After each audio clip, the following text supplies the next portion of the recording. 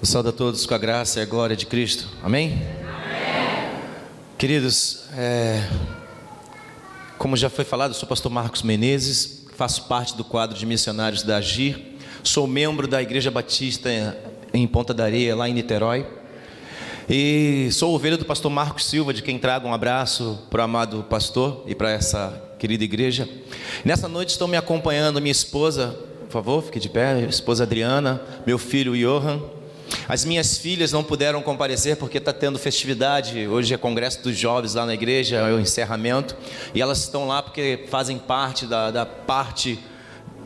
das pessoas que estão elaborando o congresso e tem uma parte importante, então elas ficaram lá para poder assumir as suas responsabilidades, mas com certeza gostariam de estar aqui. Queridos, pregar numa igreja após o pastor Marlon ter pregado é uma responsabilidade muito grande, porque o pastor Marlon, além de ser um grande homem de Deus, é diferenciado.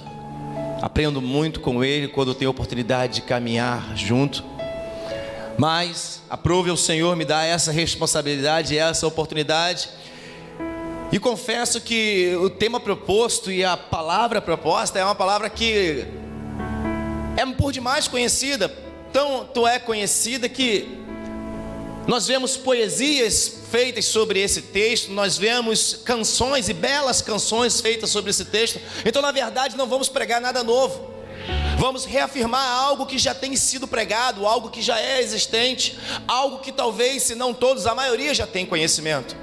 Para isso eu quero convidar os amados irmãos, aqueles que podem e estão de posse das suas Bíblias, que abram aí no profeta Isaías, capítulo 53, do verso 4 até o verso 6.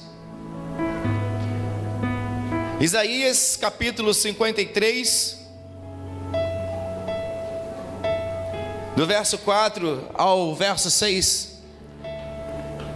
Se você tiver sem a sua Bíblia aí, por gentileza, pega uma carona com um irmão aí do lado. Talvez a minha versão seja um pouco diferente.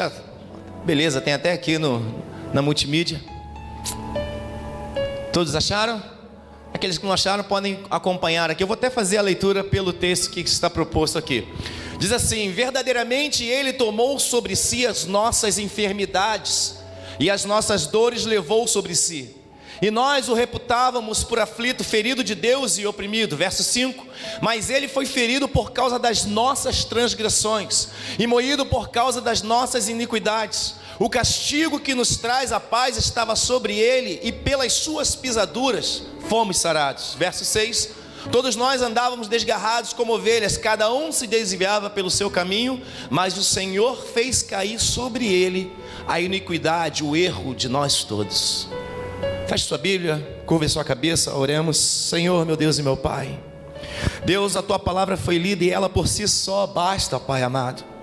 Deus, em nome de Jesus, mas nesta noite nós te pedimos que o Senhor venha aplicá-la aos nossos corações conforme a Tua vontade e o Teu querer. Importa, Deus, que o Senhor fale e nós, os Teus servos, estejamos atentos a ouvir a Tua voz.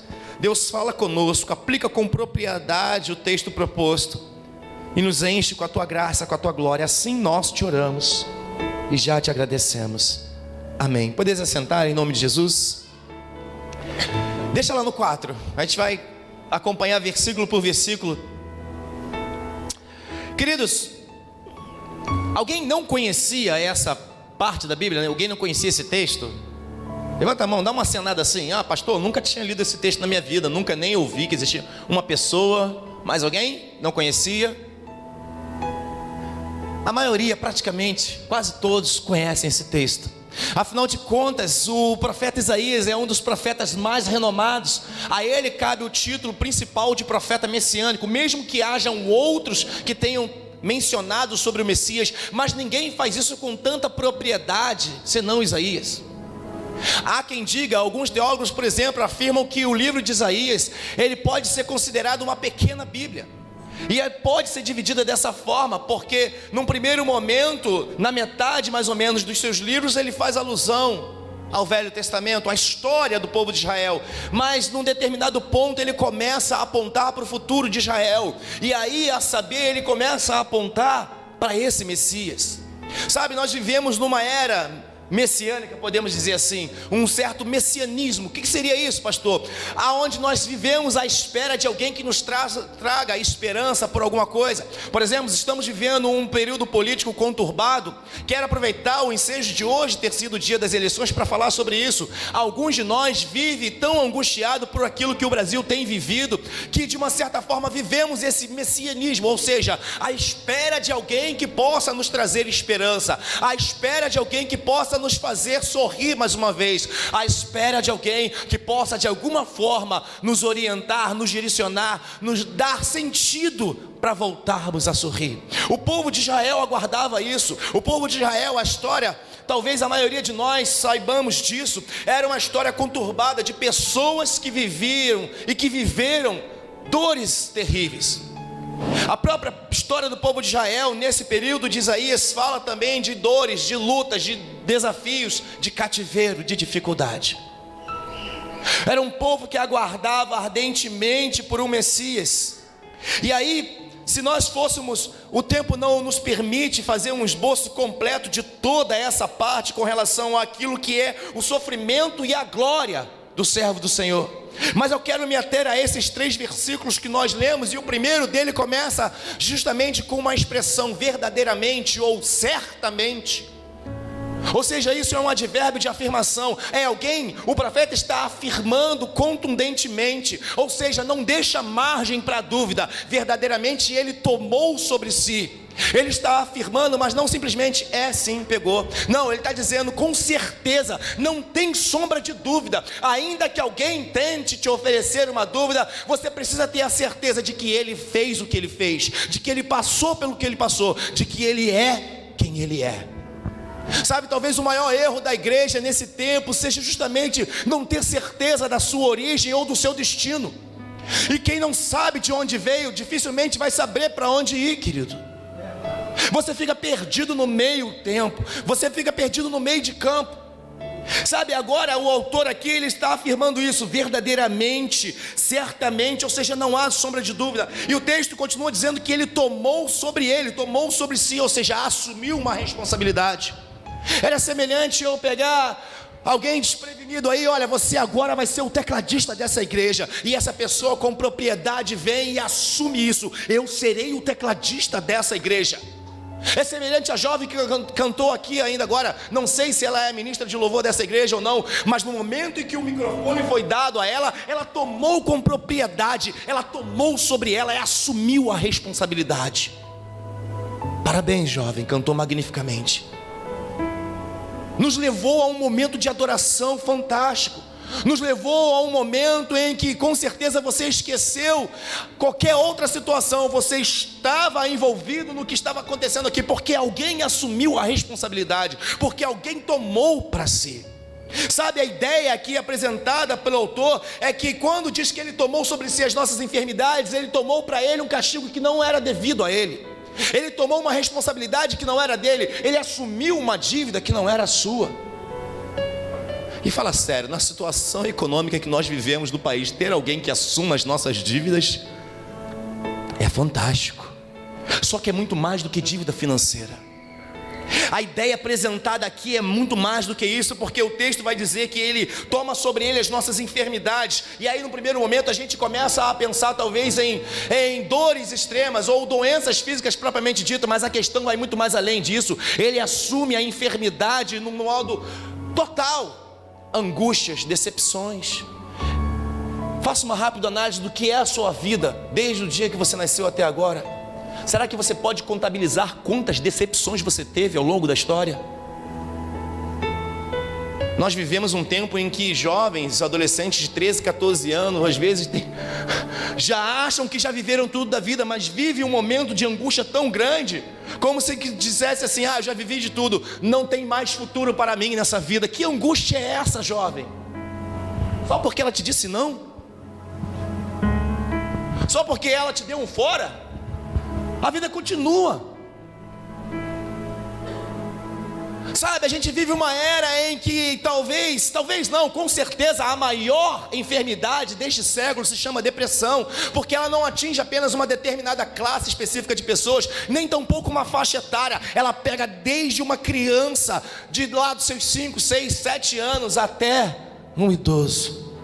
O problema é que talvez você não saiba, mas a fase mais angustiante da vida está compreendida da pré-adolescência até o início da fase adulta. Ou seja, a faixa etária de adolescentes e jovens é a faixa etária de mais angústias, dores e incertezas.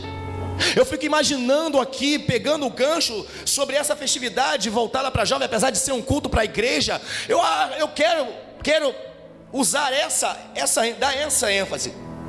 Jovem, Isaías está escrevendo para você.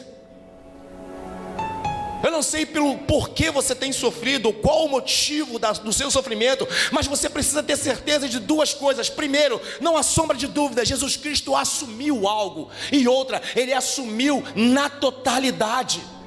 Não tem mais o porquê você se depreciar, ou você se anular, ou até mesmo pensar, como nesse último momento da cena daqui apresentada na peça, pensar em dar cabo da própria vida. Talvez alguns de nós não saibam, mas a maior incidência de suicídio é justamente na faixa etária compreendida entre adolescentes e jovens. Pausa. Pais, prestem mais atenção nos seus filhos.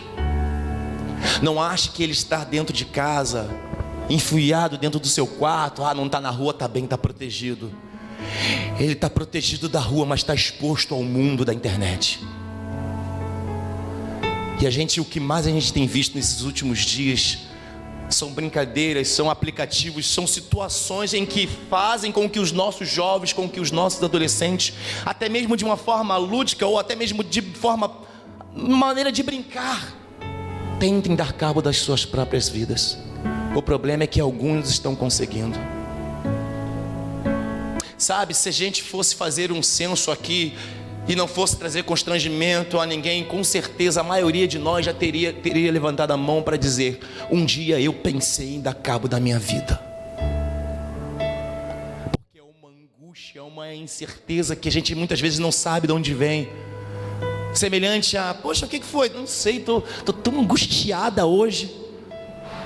Estou tão angustiado, não sei, estou com mau pressentimento. O problema é que quando isso não é tratado, ou quando isso não é levado a alguém de direito, isso fica remoendo dentro de nós, isso fica crescendo, isso fica fermentando, até quando chega o ponto de você não aguentar mais e coloca isso para fora. O problema é que às vezes quando você coloca para fora é tarde demais. Mas o texto, o profeta diz que verdadeiramente ele tomou. E quando ele diz enfermidade, não pense apenas talvez na sua dificuldade renal, ou não pense talvez somente na sua bronquite, não pense somente no seu problema de artrite, de artrose. Não pense nisso, pense na totalidade. Pense nas suas enfermidades psicossomáticas. Pense em tudo, querido. Ele levou sobre tudo. Mas eu estou com uma palavra semelhante à minha sogra, eu estou com uma dor nos estrombos. Ele também levou sobre isso. Mas sabe o que é o grande problema? Alguns de nós parece que temos doenças de estimação, enfermidades de estimação. Não, olha, já tomou o remédio, já foi curada. Não, mas eu ainda estou sentindo alguma coisa assim. Sabe? Está no campo da mente. A pessoa não consegue se liberar disso. Outros se apegam tanto que fazem disso bengalas para si. Por isso que muitas vezes quando a gente olha para esse texto, a gente só consegue enxergar esse texto de maneira poética ou literária. Só enxergamos esse texto muitas vezes como a inspiração para uma bela canção. Verdadeiramente ele tomou sobre si, precisa ser uma certeza no meu coração. Ainda que o diabo venha tentar levantar-se contra você e dizer ao contrário, você precisa ter certeza. Ei, esse problema ele já levou. Esse problema também ele já levou. Essa enfermidade também ele já levou. Essa dor que eu sinto também ele já levou. Por mais que os problemas físicos persistam, você não pode ser refém disso. A ideia apresentada é que você não seja refém disso. prisioneiro disso. Porque do contrário, alguns também vão pensar assim: ah, pastor, então quer dizer que a gente nunca mais vai ter problema? Não, querido, não é isso que o texto diz. O que o texto quer apresentar para mim e para você é que a pressão que existe sobre isso não pode mais pesar sobre você. Não pode mais pesar sobre você. Não pode ser mais uma desculpa para inviabilizar a sua conduta no Evangelho. Não pode mais. Não pode mais impedir você de fazer algo para a obra de Deus. Não pode mais ser uma desculpa para você não fazer aquilo que Deus já determinou que você faça. Verdadeiramente Ele já tirou isso sobre você. Se era um bloqueio, Ele tirou. Mas isso só faz sentido para você quando você, da mesma forma que Ele tomou para Ele, quando você toma isso para você. Eu tomo posse. Não pode ser um jargão cristão, não pode ser uma meia palavra, tem que ser uma verdade nos teus lábios, sobretudo tem que ser uma verdade no seu coração. Eu tomo posse disso, eu me aproprio disso. Verdadeiramente Ele tomou sobre si as nossas enfermidades, as nossas dores, e sobre si levou as nossas doenças. Nós o reputávamos por aflito, ferido de Deus. Se a ideia é assumir a responsabilidade, na minha versão ela vai dizer assim: e sobre si levou as nossas doenças, que é a mesma coisa quando ele diz e as nossas dores ele levou. Eu quero que você preste atenção nessa palavra levar, esse verbo que nós conhecemos como verbo levar, conduzir, carregar. A ideia apresentada é semelhante a alguém que olha para um outro alguém com um fardo extremamente pesado e diz assim: ei, peraí, deixa que eu te ajudo. E pega isso, joga no ombro e carrega por você, não importa a distância que seja. Eu quero que você pense justamente em pesos na sua vida, em fardos, traumas do passado, não sei, medos, receios. Ah, pastor, eu sou traumatizado com isso. Alguém quer carregar esse fardo para você, querido, e levar embora. A ideia apresentada no original é alguém que pega esse peso e leva para longe, a ponto de você nunca mais ver. Mas o problema é que esse alguém só pode pegar esse peso se você permitir. Ninguém pode tomar posse de nada da sua vida se você não der permissão. Jesus não é diferente, Ele é elegante. Ele espera que você permita. Ah, pastor, é que o senhor não sabe o que me aconteceu. Sim, querido, posso ser sincero, eu também não me importo com o que aconteceu. Eu me importo com o que você vai fazer a partir de agora. Se você vai ou não permitir que alguém leve isso para longe de você. Esse peso está te fazendo mal, está trazendo dor no teu coração. Ei, está na hora de você liberar. Larga a mão disso. Ah, mas é muito forte, pastor.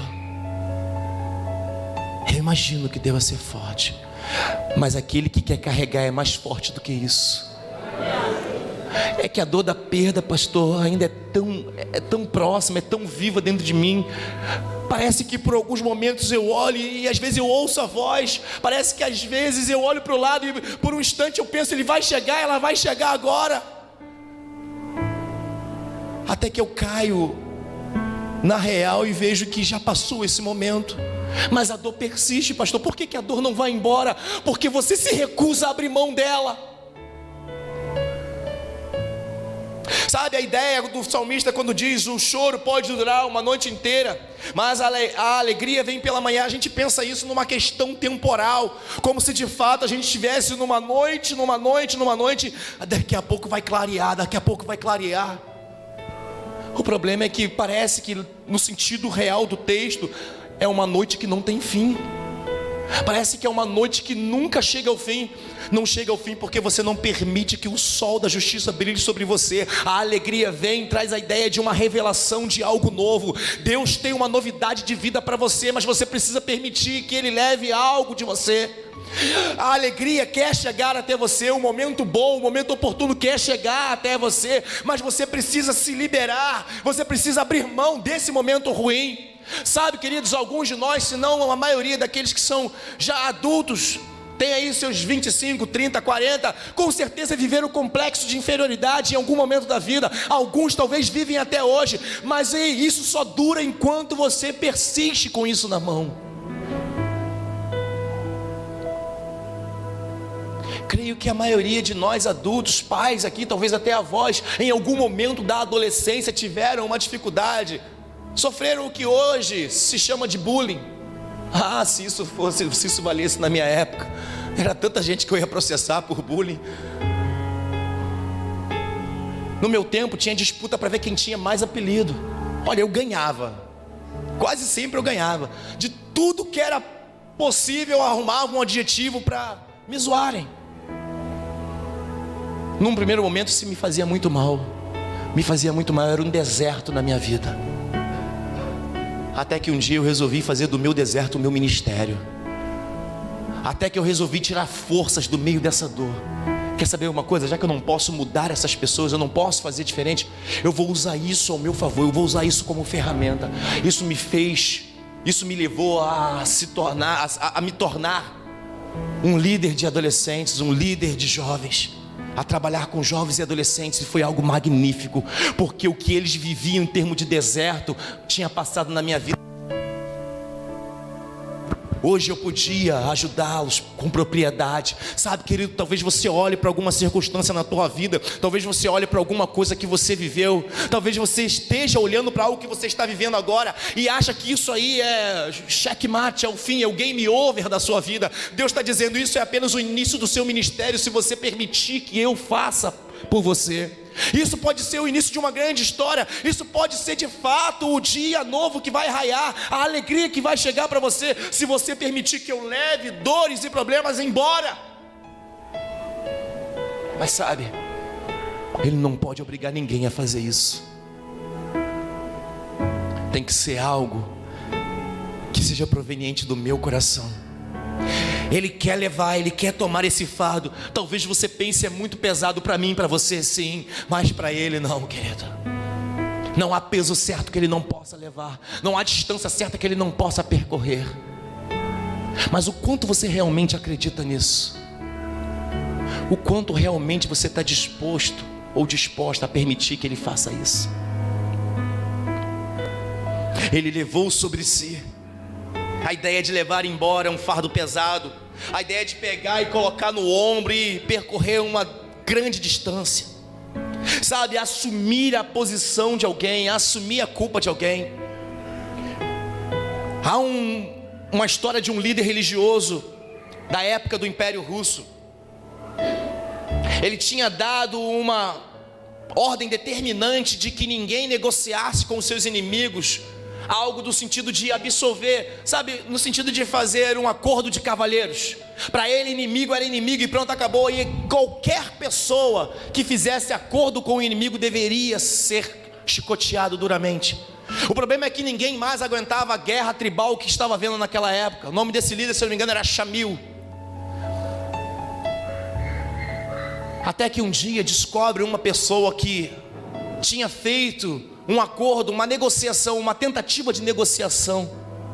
Trouxeram esse criminoso encapuzado, apresentaram a ele, e antes de ver quem era, ele simplesmente já sentenciou essa pessoa. Ela merece tomar 100 chibatadas com rigor. Já estava decretado, afinal de contas ele era o líder, e aquilo que ele falava já estava determinado. Porém, para sua surpresa, quando revelam quem é, ele tem um choque, porque o acusado e agora sentenciado nada mais é do que a sua própria mãe. Sabe, ele se recolhe ao seu aposento e ele passa um tempo determinado em oração, em meditação, de como se pudesse de fato mudar o quadro, mas a ordem foi pesada e foi determinada por ele mesmo. E agora não tinha mais nada a fazer, porque já foi determinado. Até que no dia seguinte ele então manda começar a sentença, e começam as chibatadas. A primeira chibatada provoca uma dor tão atroz que a mãe dele, além da atitude de tomar a chibatada, de tomar a chicotada, dá um grito horrível. E conforme isso acontece, na segunda chibatada, um outro grito horrível. Jamil agora está no trono se contorcendo, ele não consegue olhar, porque ele sabe que a culpa daquilo ali também é dele. A terceira, a quarta, quando acontece a quinta chibatada, ele não aguenta, ele manda parar. E agora ele está numa dura situação, porque ele é um líder da qual as suas ordens não podem ser revogadas, nem mesmo por ele. Porém, no momento do cumprimento de uma sentença, ele manda parar, porque é a sua mãe que está ali. E se ele faz isso para ela, ele tem que fazer isso para qualquer outro criminoso. Então, para a surpresa de todos, ele tira o seu manto real, desnuda as suas costas, tira ela do local, assume a posição e fala para o seu algoz: dê as 95 chibatadas com o mesmo rigor que você deu em qualquer outro criminoso. Eu mereço tanto quanto qualquer um desses que já foram chicoteados. Ele assume o lugar de sua mãe. Sabe, querido, algumas determinações da nossa vida levam-nos a uma situação talvez pior do que essa.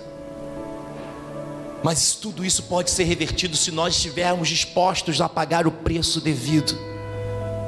A diferença é que hoje você não precisa mais assumir o lugar de uma vítima e ser chicoteado, porque alguém já fez isso por você. Mas você precisa tomar a decisão de fazer algo em prol a decisões anteriores. Sabe, nós somos vítimas das nossas próprias escolhas. Talvez até hoje você só fez escolhas ruins na sua vida. Talvez a sua vida chegou aonde chegou porque você fez algumas escolhas ruins e porque você determinou algumas coisas para você. E aquilo que você determina sentencia o seu destino. Se você determina a bênção, seu destino será de bênção. Se você determina dor, sofrimento e morte, não há outro modo a não ser que alguém assuma o lugar para você. Isaías apresenta para nós alguém com essa característica. Alguém que o texto vai dizer que nós consideramos castigado por Deus, afligido por Deus, atingido por Ele. Sabe, a ideia aqui dessa opressão, a ideia aqui dessa humilhação, é de fato alguém que sofreu um açoite de maneira muito dura e incisiva.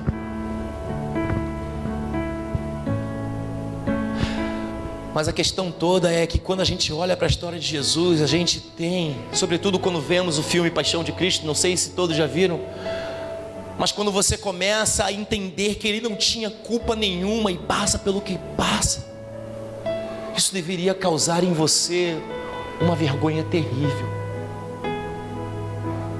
um constrangimento terrível. Devia ter sido em mim. Eu preciso me conscientizar disso, que agora ele está sofrendo o que ele está sofrendo por causa de algo que eu fiz. E a ideia apresentada é que sobreveio sobre ele por causa do meu pecado. E pecado, querido, é qualquer coisa que te tire da presença de Deus.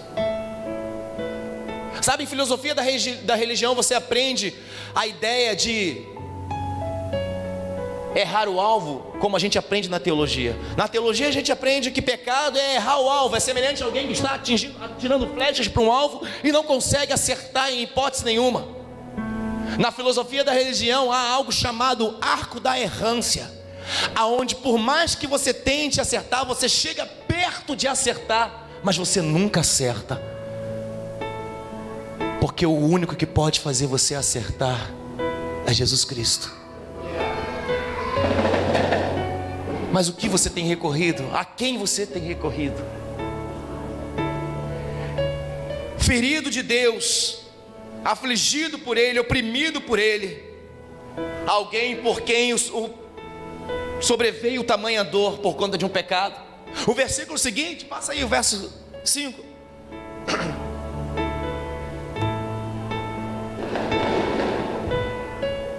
É a continuação daquilo que foi apresentado nesse primeiro versículo. Independente disso tudo, ele foi transpassado, ou seja, vararam ele de um lado ao outro, por causa das nossas transgressões. Às vezes a gente olha para algumas palavras e fica pensando, tá, mas o que seria transgressão? Por exemplo, parar na faixa de pedestre é uma transgressão. Mas a gente às vezes não consegue encarar isso como um pecado. Mas, poxa, foi sem querer. Estou fazendo uma comparação com o que pode ser transgressão. Transgressão pode ser matar alguém, como simplesmente parar na faixa de pedestre, ou parar num acostamento rapidinho para alguém desembarcar, mesmo que tenha placa, não pare nem estacione. Entende transgressão? Mas a ideia apresentada de transgressão aqui é aquilo que é raiz vital para o pecado.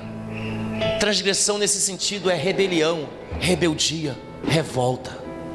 Ele foi transpassado por causa da nossa rebeldia, por causa da nossa dificuldade de entender que há uma necessidade de obedecer. Sabe por que a gente não consegue dar cabo do pecado de uma hora para outra? Porque rebeldia é algo que está entranhado na nossa essência. O mundo transpira isso. Semelhante a uma fala que os antigos conhecem bem: nós capota, mas não breca. A gente quebra a cara, mas não volta atrás. Eu morro duro de pedra, mas eu não peço perdão. A rebeldia está entranhada na humanidade. E isso é alimento vital para o pecado. E é essa transgressão, é essa rebeldia que transpassou o nosso Senhor. Sabe quando alguém te diz: olha, faça isso, vou fazer não. Imagine literalmente como se você tivesse com uma lança, e toda vez que você fizesse isso, você furasse ele mais uma vez. Porque se a ideia da obediência é trazer amor, contentamento, paz, a desobediência, que é uma rebeldia, gera tristeza e dor. Alguém aqui dos adolescentes já fez o TIM? Já ouviu isso em algum lugar, né? Porque a desobediência gera tristeza e dor. A tristeza é para nós, mas a dor é para Ele. Porque toda vez que você comete uma transgressão, seja simples, semelhante ao exemplo que eu dei de parar no local inapropriado, ou tirar a vida de alguém, é como se todas as vezes você mais uma vez olhasse para Ele na cruz e desse mais uma espetada. A ideia apresentada pelo autor é isso. Mas Ele foi transpassado pela nossa rebeldia, pelo nosso erro, pela nossa dificuldade em obedecer, pela nossa dificuldade em atender, e esmagado por causa das nossas iniquidades, moído literalmente. O castigo que nos trouxe a paz estava sobre Ele, e pelas suas feridas fomos curados. Sabe, talvez você já ouviu isso diversas vezes, mas não sei se você conseguiu entender plenamente. Mas para analisar a ideia de castigo, o castigo que nos trouxe a paz, como que uma punição pode trazer paz? Talvez você esteja pensando semelhante a alguém quando olha para o criminoso que talvez provocou a maior dor em você. Isso mesmo, tem que morrer. Agora eu estou em paz, ele morreu. Sério? Desfez o que aconteceu? Trouxe de volta quem você perdeu? Aí eu fico perguntando: que castigo é esse que é capaz de trazer a paz? E que paz é essa? Porque a nossa palavra paz aqui é muito pobre.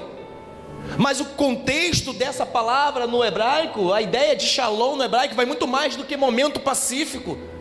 A ideia tem a ver com prosperidade, com momento de fartura, com momento de gratidão, com momento de paz, com momento de tranquilidade, com momento de alegria, com um momento sublime, aonde não há falta de nada, deficiência de nada. O castigo que ele sofreu, a condenação, a sentença que ele sofreu, aquilo que era para você, que foi para ele, trouxe para você não somente paz de não ter a sua vida tirada, trouxe para você a possibilidade de uma eternidade próspera com ele, de uma eternidade de tranquilidade, de paz, de alegria, aonde, segundo a Bíblia, não há dor nem choro, aonde não há lágrima, aonde não há tristeza, aonde nem mesmo há noite nem dia, porque a glória do Senhor brilha constantemente. Há uma cidade aonde não tem luz, não tem luminares, porque Ele é a própria luz. Ou seja, aonde o seu dia é mau, aonde a sua noite não existe, Ele é a alegria que você precisa.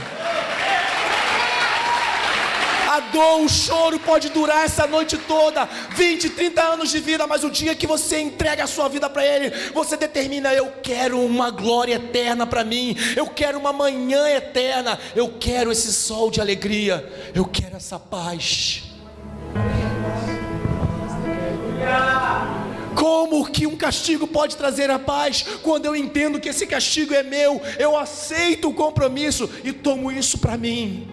Eu quero essa paz. Se o preço pago foi esse, o mínimo que eu posso fazer é aceitar, já que eu não pude impedi-lo de fazer o que ele fez. O mínimo que eu tenho que fazer é aceitar o que ele fez, aceitá-lo literalmente e tomar posse dessa paz, dessa fartura que está preparada para mim.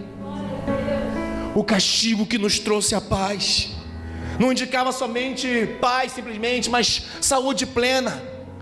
A ideia apresentada no Apocalipse, quando vai falar sobre a árvore da vida, o texto no final do capítulo no final do livro de Apocalipse diz que a árvore da vida, ela tem frutos para todos os meses e as suas folhas produzem cura.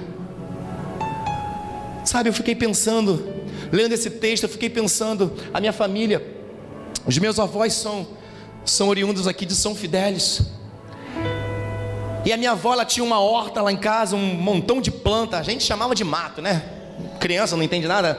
Vai minha avó pegar aquele mato brabo. Mas para tudo que era dor e enfermidade que eu tinha, ela tinha uma planta certa para fazer um chá, para fazer uma infusão, qualquer outra coisa. Mastiga isso aí, toma esse chá de boldo. Eu não lembro de todas as outras, mas eu lembro de uma especial que eu usava muito. Uma planta chamada saião. Alguém conhece saião? Jogava bola, vivia me machucando. Aí toda vez ela, o que foi? Pai, tomei uma canelada aqui, não sei o que e tal. Tá, vai lá atrás, pega umas 3 folhas de saião. Ia eu lá pegar 3 folhas de saião. Tomei uma cotovelada, tá doendo muito aqui e tal. Pega lá 3 folhas de saião. E aí quando era algo interno, ela pegava esse saião, batia com leite no liquidificador, fazia lá uma gororoba verde para tomar aquilo. Rapaz, pensa num negócio amargo. A única forma de eu conseguir beber aquilo é tampando o nariz e engolindo de uma vez só. Meio copinho daquele. Rapaz, troço ruim. 2, 3 dias depois eu estava bom. Quando era pancada que gerava aquele calo no osso e tal, pegava lá o saião, botava na panela, pegava o saião aqui, socava todinho, feria o saião todinho e tal, ficava aquela gosma assim, a gente pegava uma atadura, botava ali, amarrava e ia dormir. Dava uma esquentadinha, né? Uma esquentadinha básica, botava ali, enfaixava bem e ia dormir. No outro dia, não estava totalmente curado, mas estava 70% curado. Fazia isso no outro dia, 3 dias você estava bom de novo. Outro negócio bom esse tal de saião. Mas sabe, o que me chama, quando eu li esse texto, eu lembrei do saião, porque o saião não faria diferença nenhuma na minha vida se ele continuasse no pé lá, bonitinho, as suas folhas presas. Houve uma necessidade de alguém pegar esse saião, tirar do seu local de propriedade, do seu local, onde ele estava bem, aonde ele era mais uma folha no pé, ligado à raiz. Alguém foi lá e arrancou ele duramente. Mas de uma certa forma, sendo um ser vivo que houve uma permissividade, houve uma permissão para isso, né? Ele deu essa permissão, ele se permitiu ser podado. Já pensou um saião revoltado? Você aqui meio lúdico agora, pensou ele, me toca não, rapaz, que negócio é esse? Não, gentilmente aquela planta cedeu talvez as suas melhores folhas para alguém pegar. Fazer o que está escrito ali, esmagar.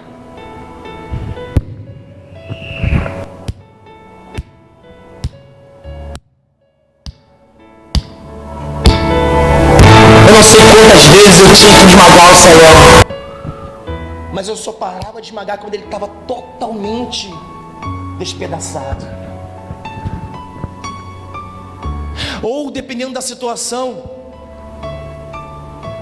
a expressão moído é semelhante a colocar ele no liquidificador e bater. Você ligava lá, deixava moendo.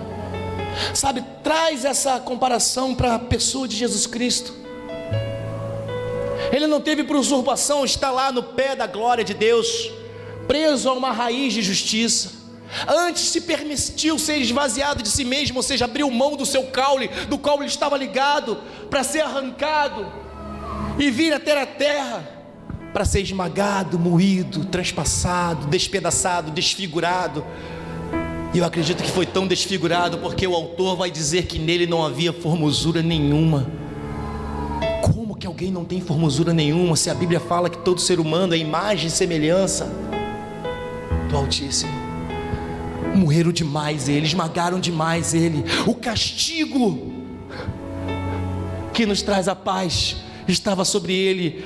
Quantas vezes você tem usado esse soquete para esmagar esse Jesus até hoje? A diferença é que por mais que você tenha esmagado no passado, ou ainda esteja esmagando agora, ele ainda é capaz de gerar cura para você. Ele é capaz de trazer alívio para você. Ele é capaz de fazer valer a pena todo esse sofrimento. Por mais que você olhe e veja, poxa, eu fiz isso, mas ele é capaz de reverter isso para você em algo bom. A questão toda é se você vai ou não aceitar isso. Sabe, não tem como esperar algo bom de alguém que foi totalmente desfigurado. Mas quando a gente olha para Jesus, é capaz, ele é capaz de fazer isso. E pelas suas feridas fomos curados. Se outrora é complicado entender que alguém obtém paz por meio de castigo, por meio de uma sentença, como entender ser curado por alguém com uma ferida? Como que uma ferida pode curar alguém? Sabe, lembra da tua infância quando você estava com a canela lá toda perebenta, porque você aprontava mesmo, cheio de corte, navalha, não sei o quê. Talvez você olhe para a sua perna hoje, não sei a sua, mas a minha, várias marcas. Isso aqui foi chapinha quente, isso aqui foi um corte, não sei o quê. Isso aqui eu pulei, caí da árvore, rasguei fora. Sabe, adolescente hoje, não sei de hoje, mas os adultos de hoje que foram crianças ontem, com certeza tem alguns históricos assim. Como que essa ferida pode trazer cura para alguém? Como que as chagas podem trazer cura para alguém? Sabe, pastor Rick Warren, ele fala algo muito proveniente a partir dessa palavra. Se pelas feridas dele, ou seja, por aquilo que ele sofreu, por aquilo que ele vivenciou, nós obtivemos cura, nós precisamos fazer que as nossas dores produzam alívio para alguém. Nós precisamos fazer que as nossas feridas tragam cura para alguém. Sabe, talvez você está vivendo, você mesmo se sentenciando no estilo, ó vida, ó céus, ó azar, não tem jeito para mim, não tem futuro para mim, a minha vida é assim, vou morrer assim, pronto, acabou. Mas se você tomar posse da mesma forma que Rick Warren usa esse texto, se você passar a entender que essa dor momentânea que você vive hoje pode ser experiência para você usar a favor de alguém, tu não tem noção do que Deus pode fazer com você e através de você. Ele é especialista em pegar pessoas complicadas, pessoas problemáticas. Eu digo até, eu me arrisco a dizer que Jesus tem uma queda pelos problemáticos, porque quando eu olho para a minha vida e me vejo fazendo o que eu faço hoje, olha, só Jesus mesmo. Para analisar. Olha o grupo dos discípulos. Minha esposa fala que eu gosto de detonar os personagens bíblicos. Gosto mesmo, porque eles não são diferentes de mim em erros e iniquidades. Pensa em João. O discípulo do amor e tal. Nossa, que amor. Quer que oremos para que caia fogo e consuma todos os samaritanos? O cara tinha um sentimento incendiário, estilo Black Bloc. Vamos tacar fogo nisso aqui, vamos incendiar tudo. O cara era rebelde, o cara não gostava de samaritano, ele odiava samaritano. É porque a gente lê a Bíblia romanticamente. Um dia eu te conto mais umas paradas de João, que tu vai ficar de boca aberta. O cara era ruim, não prestava, mas Jesus viu algo bom nele. Você pega Pedro parecia que tinha que ser Pedro Navalha. O cara olha para o guarda, peraí, vlapt. num golpe certeiro. Pedro açougueiro, carniceiro, cara, o cara era carniceiro. Para de ler a Bíblia romanticamente, está lá. Pedro saca a espada e corta a orelha do soldado, carniceiro. Mas Jesus viu algo bom nele, a ponto de chegar para ele depois: ei Pedro, tu me amas, tu realmente se importa comigo, apacenta as minhas ovelhas. Ei Pedro, ainda que você tenha sido isso, um traste, ainda que você tenha me traído, traíra, eu vejo algo bom em você, eu vejo algo grande em você, eu posso fazer acontecer um ministério glorioso através de você. O quanto você acredita em mim, Pedro? O quanto você acredita em mim, João?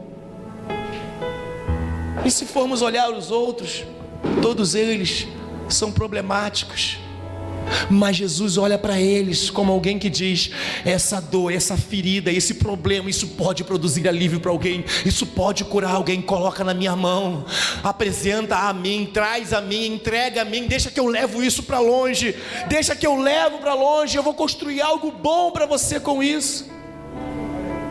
Na perspectiva humana não tem como imaginar, mas Ele é capaz de fazer isso. Pelos seus ferimentos nós somos sarados, sarados pela ferida que Ele sofreu, sarado por tudo aquilo que Ele suportou, sarado por aquilo que eu e você merecíamos sofrer.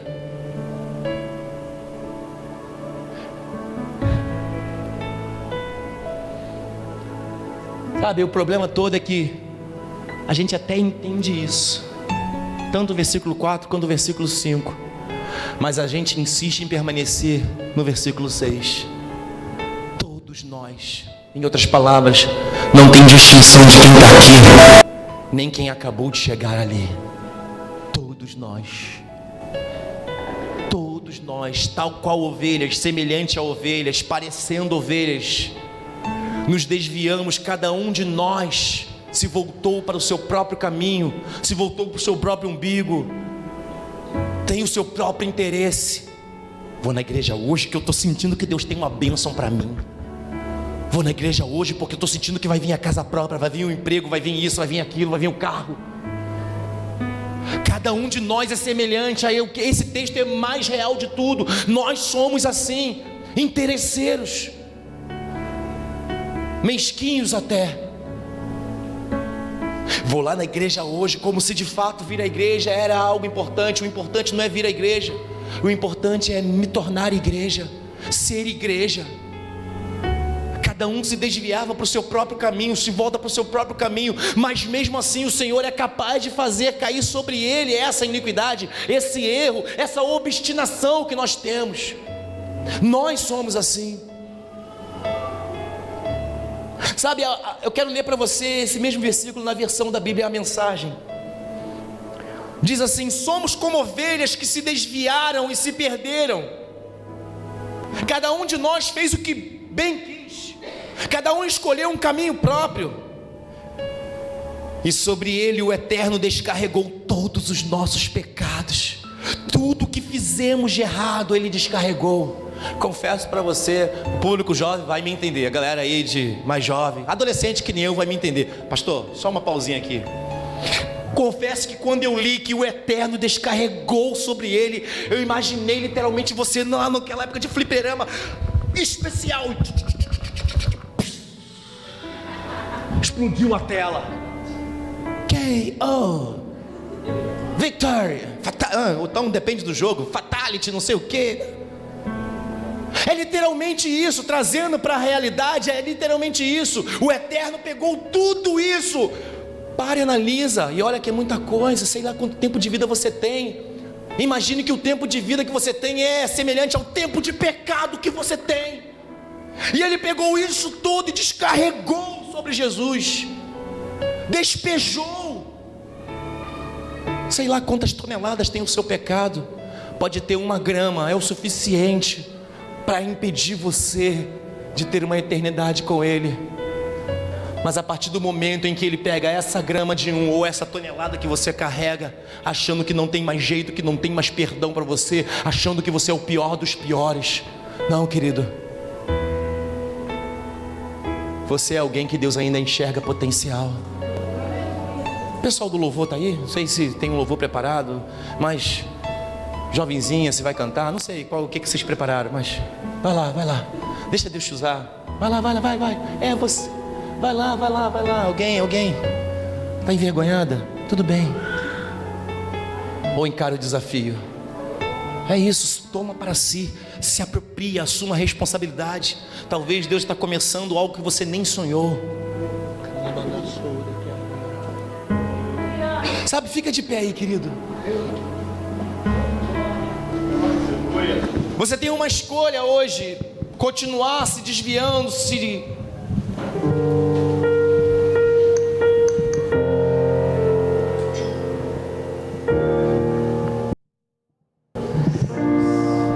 O Senhor fez cair sobre ele a maldade de nós todos. Talvez ainda hoje você vive se desviando do caminho próprio, sabe? Hoje você está crente pra caramba, mas aí chega amanhã, por algum motivo, por alguma dificuldade, você deu uma desviada, você errou o caminho, e você acha que não tem mais jeito de fazer um retorno. Jesus cria um retorno para você, e talvez hoje seja o dia do seu retorno. Ah, pastor, não, eu já sou crente. Tudo bem, querido, o céu não é para crente, o céu é para cristão. Você pode ter 30 anos de ministério, e nesses mesmos 30 anos de ministério, você também pode ter 30 toneladas de pecado, que você precisa permitir que Deus descarregue sobre ele. Vamos louvar o Senhor.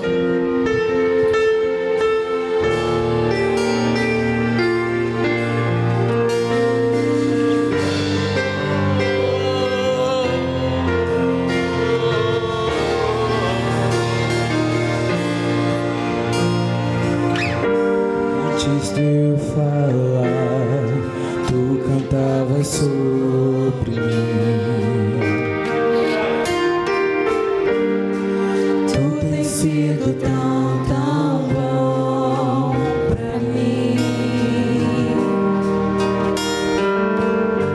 Antes de eu respirar, sopraste sua vida em mim. Tu tens sido tão, tão bom pra mim. Oh, impressionante, infinito e ousado amor de Deus. Oh, que deixa as 99 só pra me encontrar. Não posso comprá-lo, nem merecê-lo, mesmo assim se entregou. Oh, impressionante, infinito, ousado amor de Deus.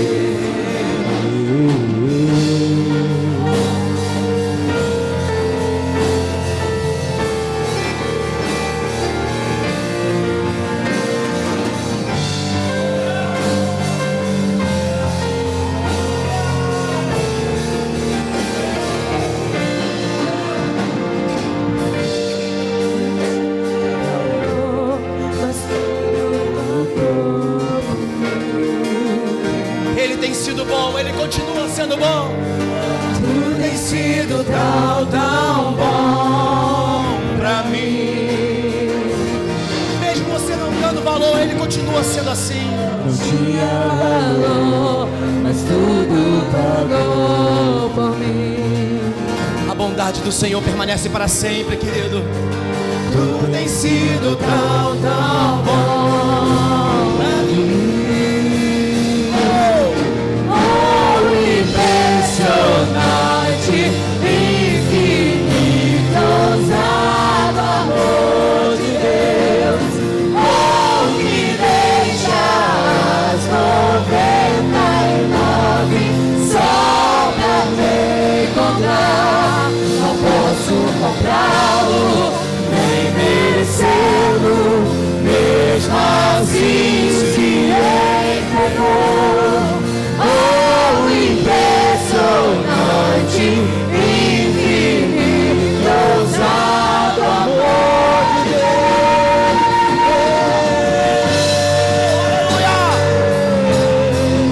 O amor dele é capaz de ir aonde você está, querido.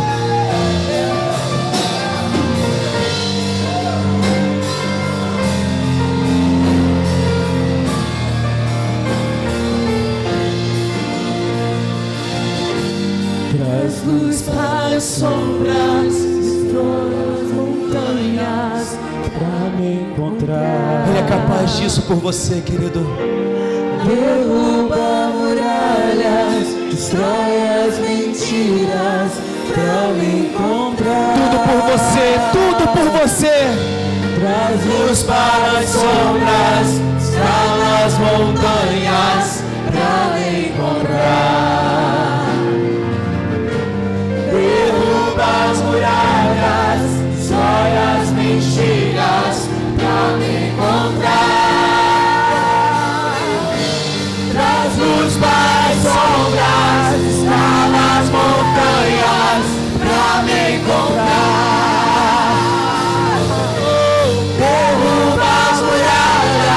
Destrói as mentiras pra me encontrar. Impressionante, infinito, ousado amor de Deus. Oh, que deixas 99 só pra me encontrar. Não posso comprá-lo, nem merecer.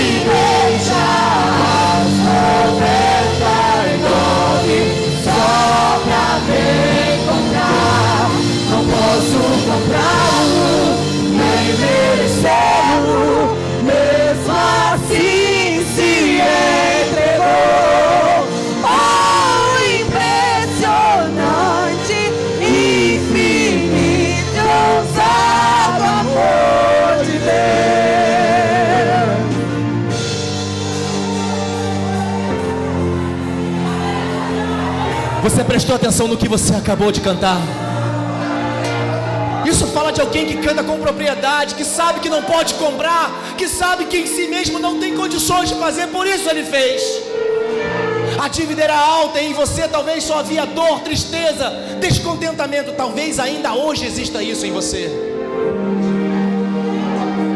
O texto que nós encerramos diz que todos nós andávamos desgarrados. Por mais que a gente tenta se agarrar a alguma coisa, por mais que a gente tenta andar no caminho dele, de alguma forma a gente se desgarra do banco, se desgarra do grupo, e quando a gente menos espera, estamos perdidos, sei lá onde.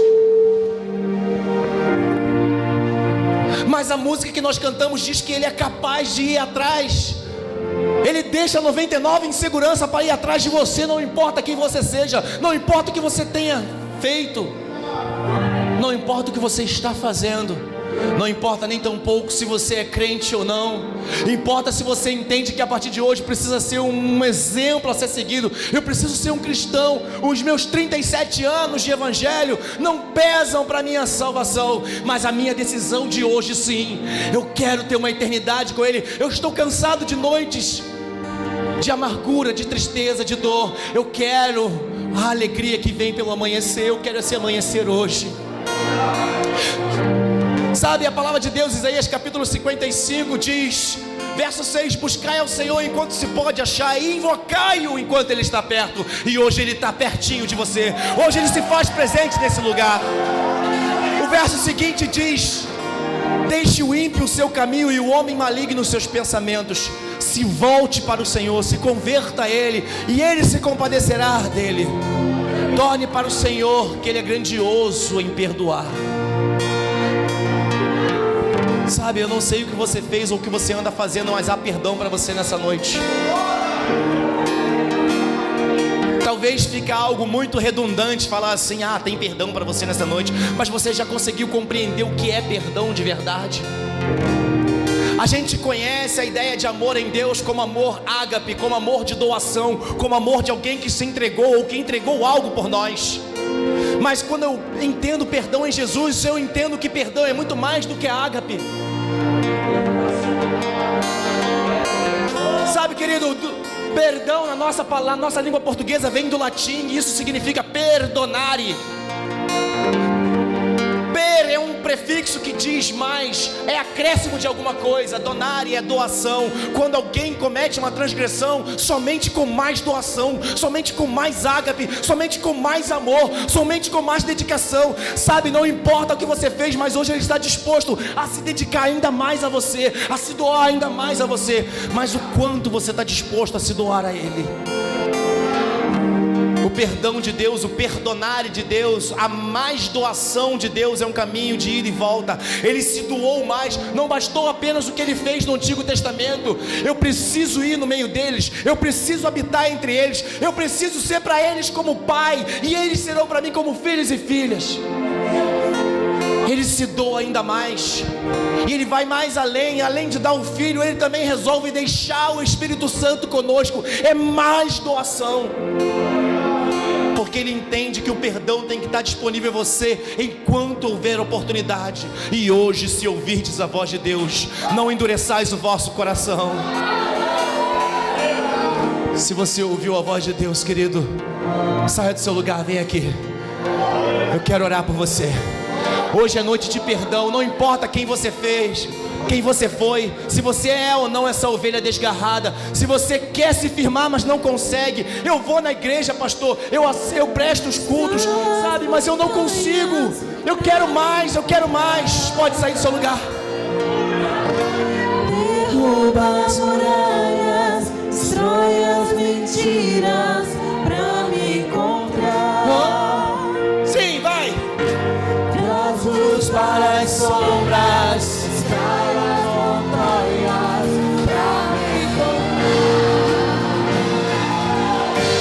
Derruba as muralhas, destrói as mentiras pra me encontrar. Traz luz para as sombras, escala as montanhas pra me encontrar. Derruba muralhas, destrói as mentiras pra me encontrar. Oh, impressionante, infinito, ousado amor de Deus. Oh, me deixa soberba enorme, só pra me encontrar. Não posso comprá-lo, nem merecê-lo, mesmo assim se entregou. Oh, impressionante, infinito, ousado amor de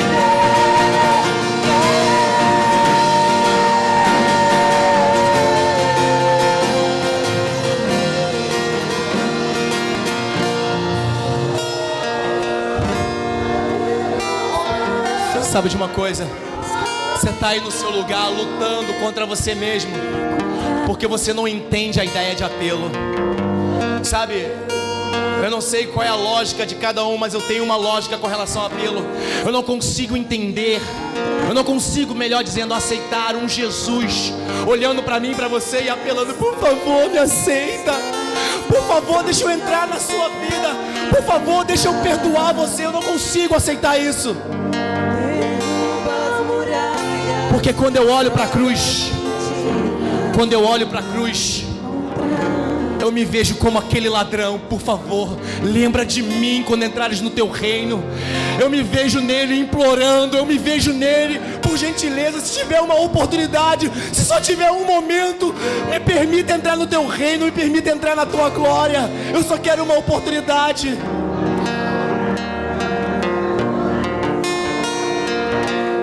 Hoje é esse dia de fazer essa oração.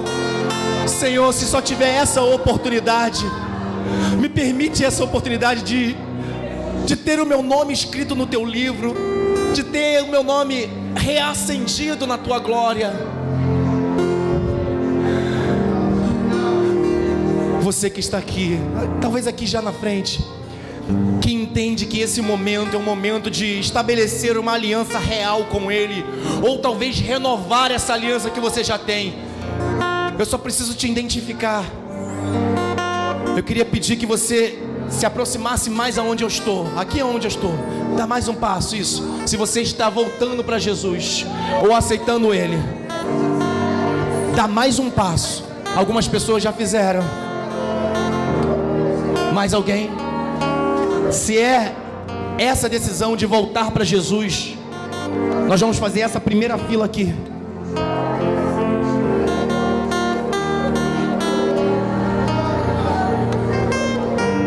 Para melhorar, para eu poder visualizar melhor.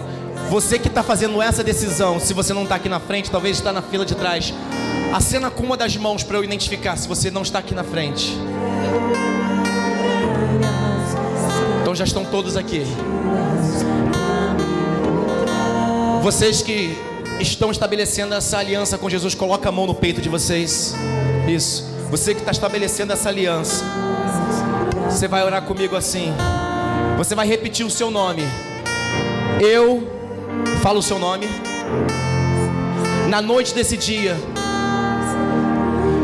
renovo a minha aliança, ou faço uma aliança verdadeira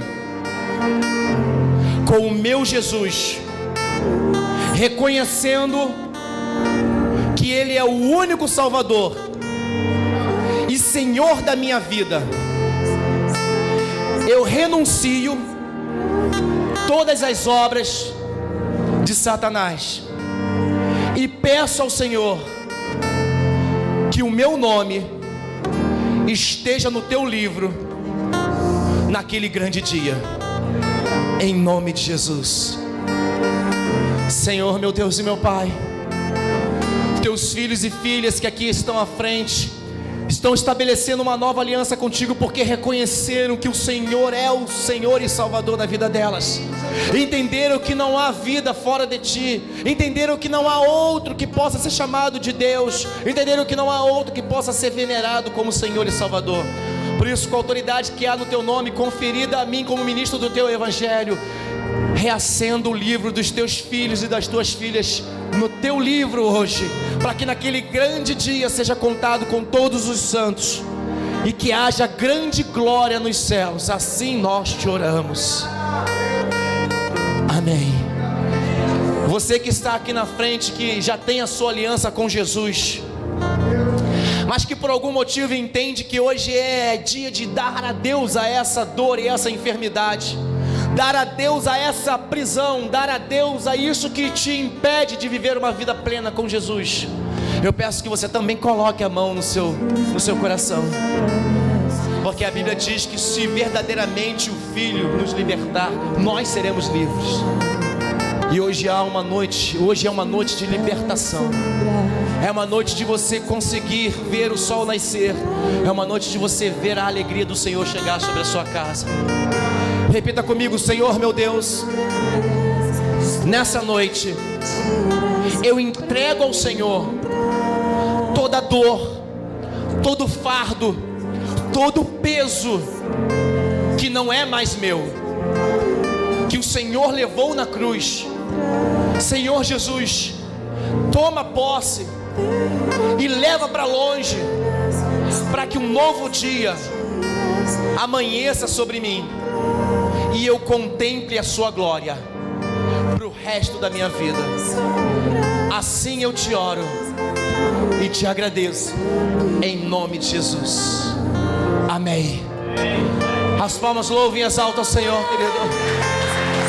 Entenda que é uma novidade de vida para você, querida. Entenda que Deus tem uma novidade de vida para você. Entenda isso. Entenda que Ele tem uma novidade de vida. É uma nova história para você. É uma nova história. Permita Ele fazer isso. Oh, que deixas 99 só pra me encontrar. Não posso comprá-lo nem vencê-lo, mesmo assim se entregou. Oh, impressionante, infinito, ousado amor de Deus.